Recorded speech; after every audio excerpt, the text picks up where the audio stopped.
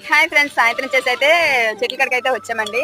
ఇక్కడ నేను జీడి చెట్టు ఇది ఉంది కదా, సో నేను ఎప్పుడు మీకు చూపించిన ఇది వరకు కూడా ఒక షార్ట్ వీడియో పెట్టాను లాస్ట్ ఇయర్ అనమాట. ఆ జీడి చెట్టు దగ్గర అయితే జీడికాయలు పడినాయి. వాటి విత్తనాలను అయితే కాల్చుకొని తింటున్నాం.